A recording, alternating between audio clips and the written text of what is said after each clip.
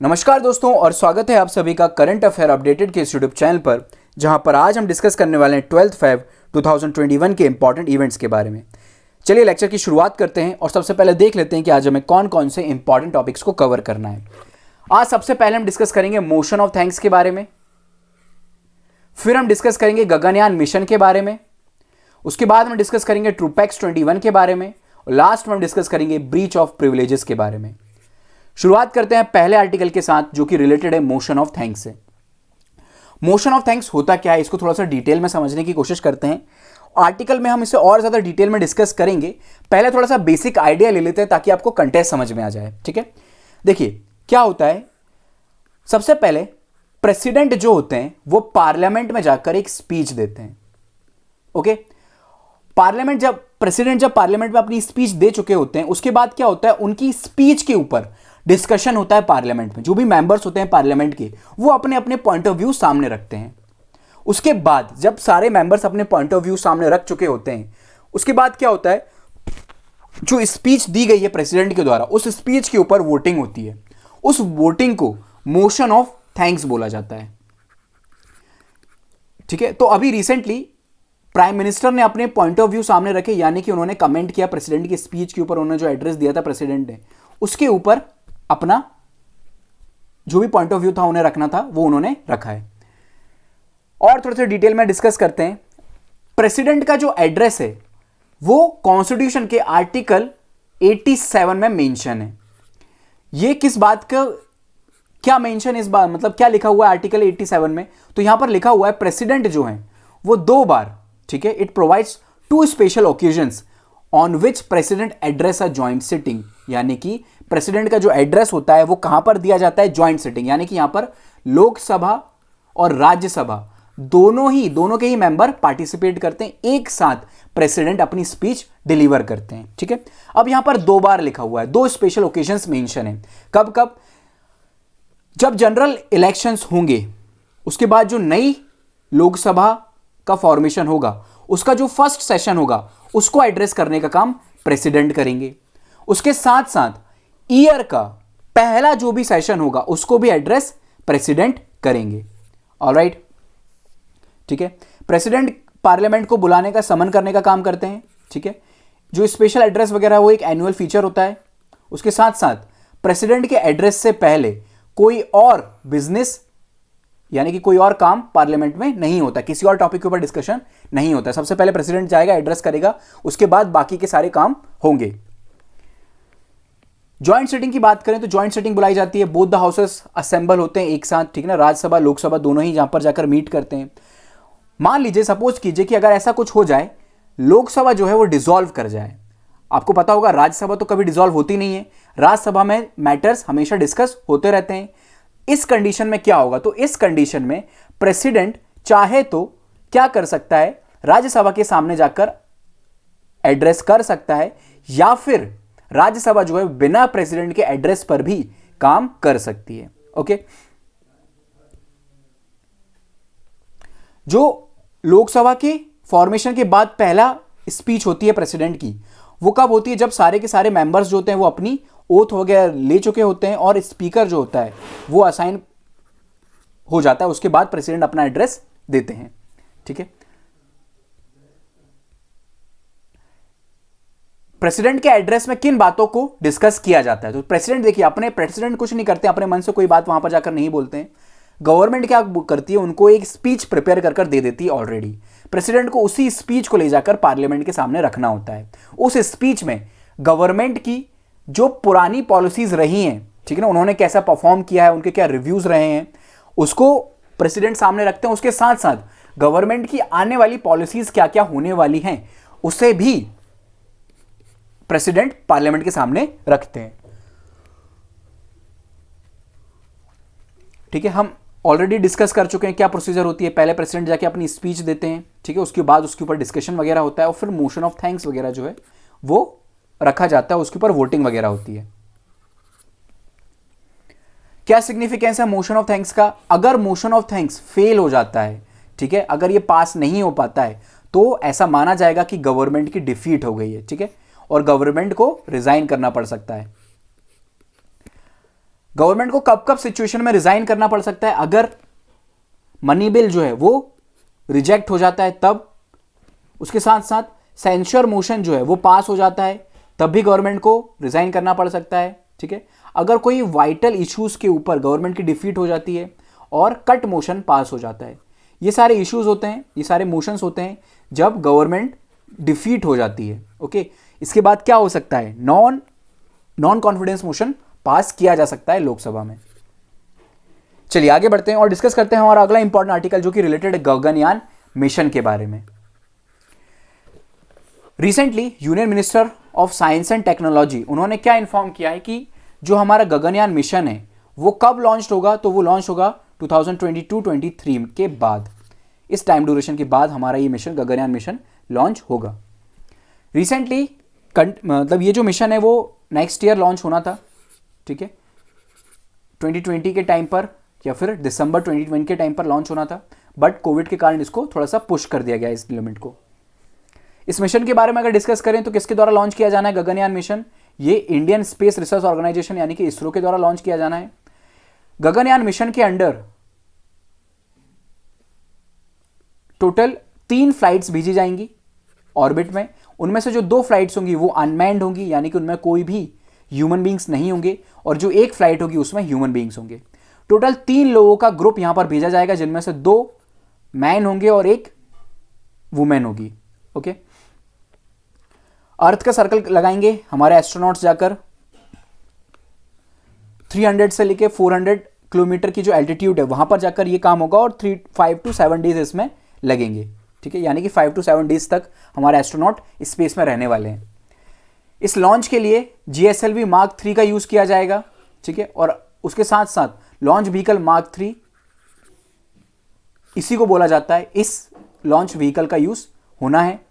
Training जो है astronauts की वो कहां पर दी जा रही है, तो वो रशिया में दी जा रही है, ओके।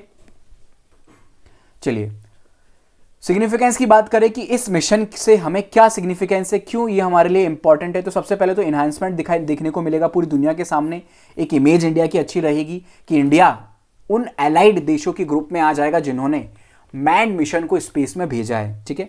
उसके साथ साथ यूथ को इंस्पायर करेगा, ठीक है, हमारी इंडस्ट्रियल ग्रोथ को ये आगे बढ़ाएगा।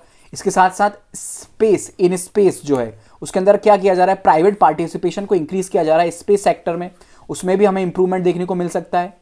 डेवलपमेंट हो सकता है, technology for social benefits, improving international collaboration वो भी बढ़ेगा इसके साथ साथ। अगला पॉइंट, अगर हम इंडिया के अपकमिंग प्रोजेक्ट्स की बात करें तो उसमें बहुत इंपॉर्टेंट चंद्रयान 3 मिशन शामिल है जो कि 2021 में लॉन्च हो सकता है, और शुक्रयान मिशन है, इसके ऊपर प्लानिंग अभी चल रही है जो कि वीनस पर भेजा जाएगा।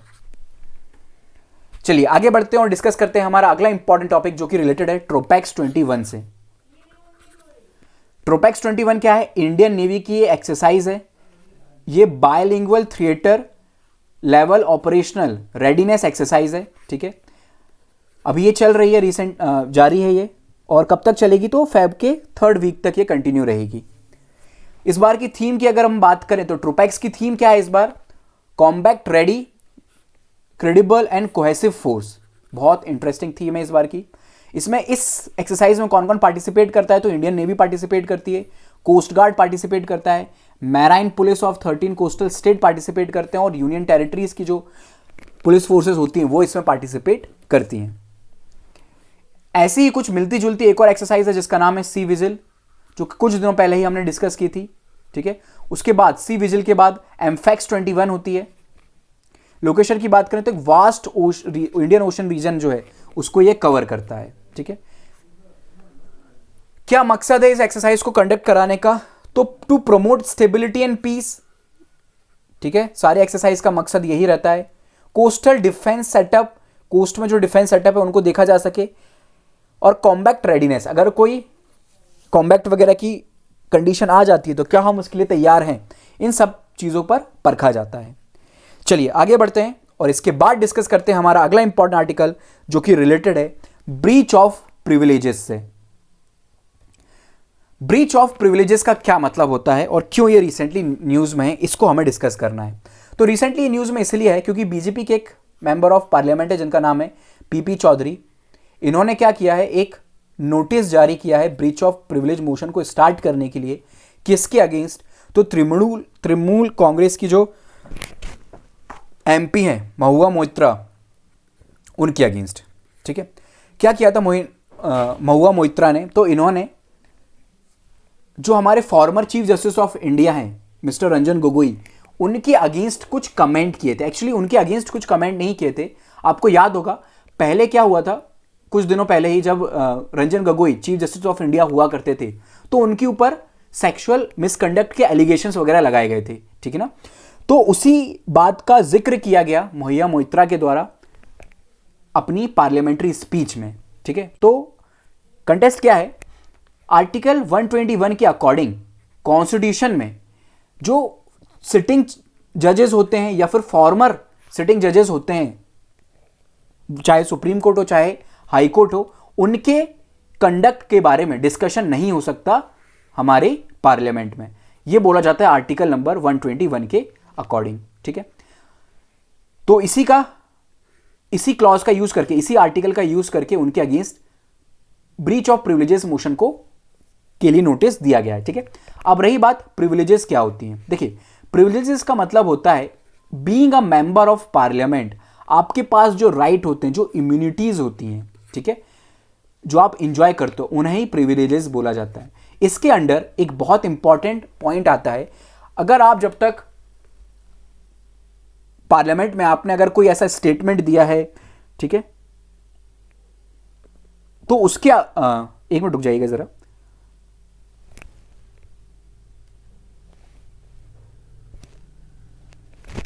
ठीक है, हाँ, तो हम डिस्कस कर रहे थे कि प्रिविलेजेस क्या होती हैं। ये इंजॉय की जाती है एमपीज के द्वारा। ओके, मेंबर ऑफ पार्लियामेंट जो होते हैं उनके द्वारा इंजॉय की जाती हैं। मान लीजिए आपने जाकर कोई स्टेटमेंट दिया, ठीक है, कहां पर? पार्लियामेंट में। ओके, तो उस स्टेटमेंट के अगेंस्ट आपके, उस स्टेटमेंट को बेस बनाकर आपके अगेंस्ट कोई क्रिमिनल और सिविल प्रोसीडिंग वगैरह स्टार्ट नहीं हो सकती। यह भी एक इंपॉर्टेंट प्रिविलेजेस है। ओके, एक्चुअली मोबाइल काफ़ी ज़्यादा परेशान करता है, बार बार बजता है। हम 1 मिनट के लिए नेट बंद कर देते हैं। ठीक है, कॉन्स्टिट्यूशन जो है वो प्रोटेक्ट करता है किससे? Privileges of legislature. Article number कौन से आर्टिकल में प्रिविलेजेस मेंशन है? तो आर्टिकल नंबर 105 इस इंडियन कॉन्स्टिट्यूशन में प्रिविलेजेस मेंशन है फॉर मेंबर ऑफ पार्लियामेंट। और सिमिलरली आर्टिकल नंबर 194 में प्रिविलेजेस मेंशन है for state legislature.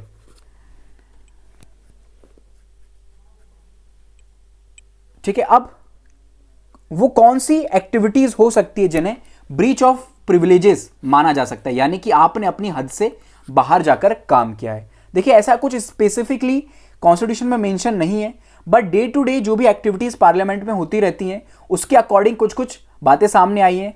Such as ऐसा कोई एक्ट जो क्या करता है? ऑब्स्ट्रक्ट करता है और इम्पीड करता है। ठीक है, किसकी?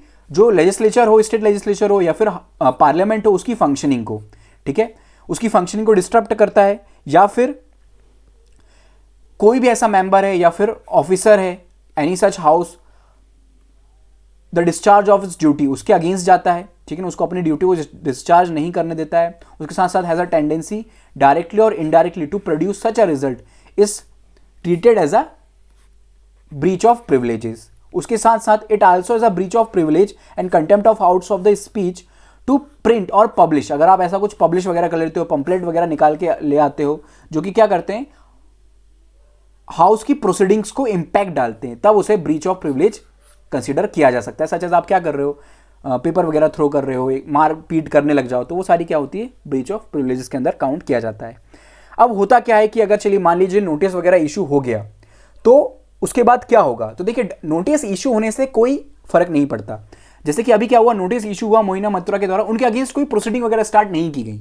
ओके, क्या होगा? जो फाइनल अथॉरिटी है वो कौन रहता है? वो स्पीकर रहता है। वो डिसाइड करता है कि उस नोटिस को कंसीडर करना है या नहीं करना है। एक बार अगर उस नोटिस को कंसीडर कर लिया जाता है तो उसके बाद एक प्रिविलेज कमेटी बनाई जाती है चेयरमैन के द्वारा और या फिर स्पीकर के द्वारा। ठीक है, उसके बाद वो कमेटी क्या करती है? वो ये डिस्कस करेगी, ठीक है ना, वो इस बात को एग्जामाइन करेगी जो स्टेटमेंट दिया गया या फिर जो एक्टिविटी हुई वो किसी प्रकार से पार्लियामेंट की प्रोसीडिंग्स को या फिर पार्लियामेंट्री की ब्रीच, जो आपके प्रिविलेजेस है उनको ब्रीच कर रही हैं या नहीं, ठीक है।